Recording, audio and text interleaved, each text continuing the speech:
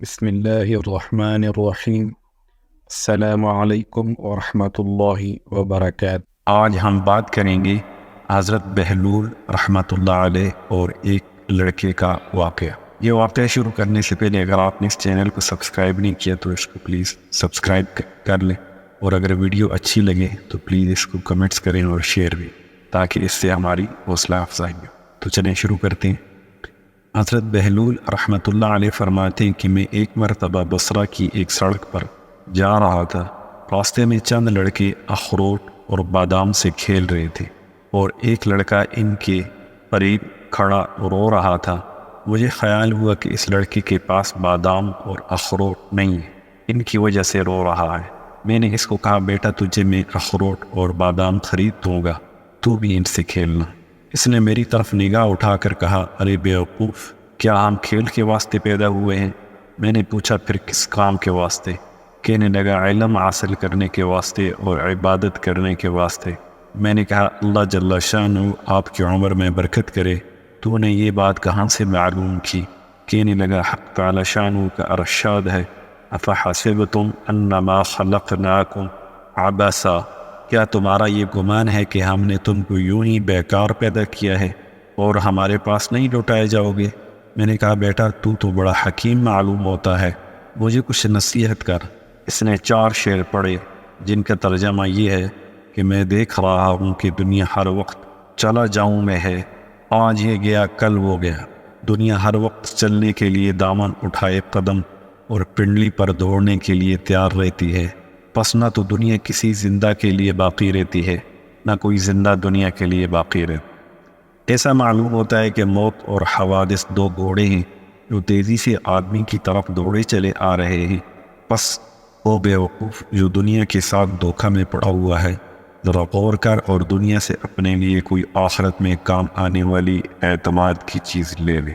یہ شعر پڑھ کر اس لڑکے نے آسمان کی طرف منہ کیا اور دونوں ہاتھ اٹھائے، اور آنسوں کی لڑی اس کے رخساروں پر جاری تھی، اور یہ 2 شعر پڑھے جن کا ترجمہ یہ ہے، اے وہ پاک ذات کہ اسی کی طرف عاجزی کی جاتی ہے اور اسی پر اعتماد کیا جاتا ہے، اے وہ پاک ذات کہ اسی کی طرف عاجزی کی جاتی ہے اور اسی پر اعتماد کیا جاتا ہے، اے وہ پاک ذات کہ جب اس سے کوئی امید باندھ لے تو وہ نامراد نہیں ہو سکتا، اس کی امید ضرور پوری کی جاتی ہے۔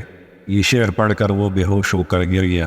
میں نے جلدی سے اس کا سر اٹھا کر اپنی گود میں رکھ لیا اور اپنی آستین سے اس کے منہ پر جو مٹی وغیرہ لگ گئی تھی پوچھنے لگا۔ جب اس کو ہوش آیا تو میں نے کہا، ابھی سے تمہیں اتنا خوف کیوں ہو گیا؟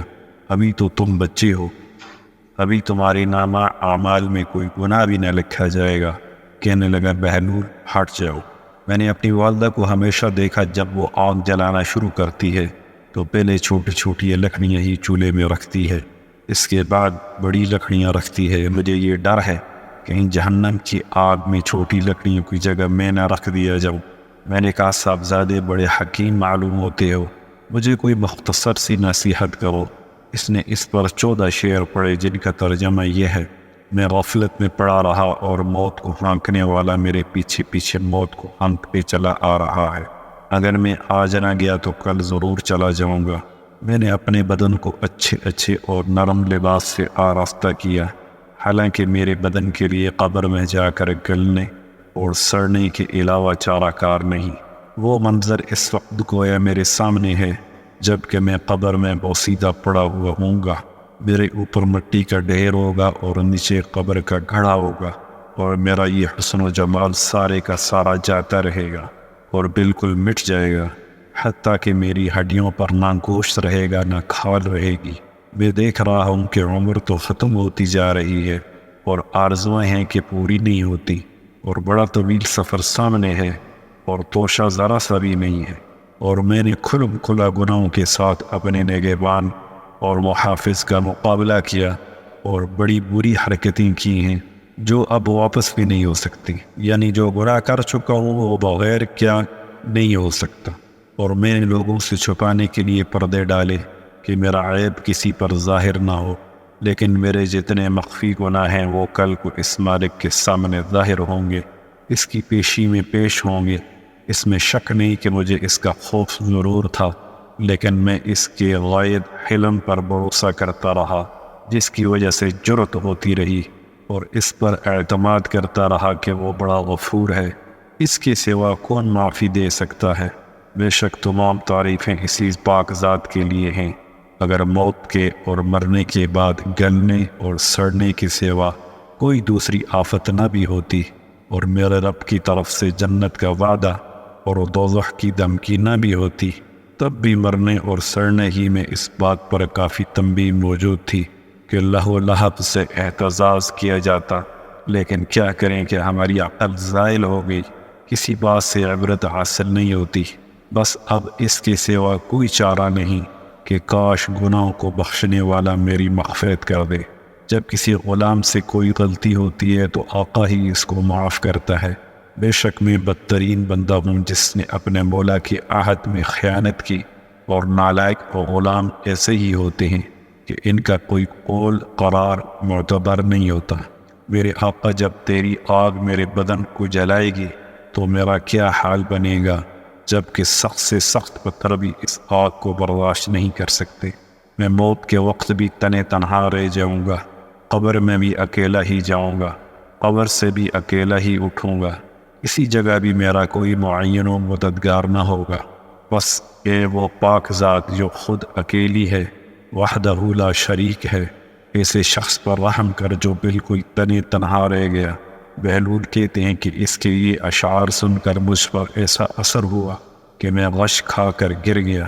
بڑی دیر بعد جب مجھے ہوش آیا تو وہ لڑکا جا چکا تھا۔